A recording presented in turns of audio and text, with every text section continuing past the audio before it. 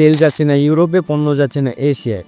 বিশ্বের সবচেয়ে গুরুত্বপূর্ণ পানিপথ আজ বিপদের মুখে। এটা কি শুধু ইয়েমেনের যুদ্ধ নাকি এটা এক বিশ্ব শক্তিগুলোর মধ্যে আবারও লড়াই, যার পেছনে রয়েছে ইরান আমেরিকার মতো দেশও। লাল সাগরের বেবেলবান্ডে প্রণালী দিয়ে প্রতিদিন 10%-এরও বেশি বিশ্ব বাণিজ্য হয়ে থাকে। এই লাল সাগরটি অবস্থিত আফ্রিকা ও এশিয়ার মাঝখানে, যার পশ্চিমে আফ্রিকার কিছু দেশ রয়েছে মিশর ও সুদান, এবং এশিয়ায় রয়েছে কিছু মধ্যপ্রাচ্যের দেশ যেমন সৌদি আরব ও ইয়েমেন। সেই রুট এখন হুতিদের ক্ষেপণাস্ত্র আর ড্রোন হামলার আওতায়। হুতি হচ্ছে একটি শিয়া বিদ্রোহী গোষ্ঠী যারা ইয়েমেনের সৌদি সমর্থিত সরকার বিরোধী যুদ্ধ করছে। এরা সৌদি আরব ও ইসরায়েলের বিরুদ্ধে যুদ্ধ চালাচ্ছে, কিন্তু এই যুদ্ধ আসলে বিশ্ব রাজনীতির ঘূর্ণাবর্ত। আবার কথা হচ্ছে কে কার সাথে। হুতি বিদ্রোহীরা রয়েছে ইরানের সমর্থিত, আবার সৌদি আরব পশ্চিমা শক্তির মিত্র। এই সুযোগে চীন ও রাশিয়া এই পরিস্থিতি থেকে সুবিধা নিতে চাচ্ছে। এক কথা হচ্ছে এই রুটগুলো বন্ধ হলে কি হবে? বিশ্বব্যাপী জ্বালানির দাম বাড়বে, ইউরোপে খাদ্য ও গ্যাস সংকট সহ এশিয়ার দেশগুলো পড়বে চাপে। কথা হচ্ছে আসল খেলাটি কি? ইরান চায় পুরো অঞ্চলে তার আধিপত্য,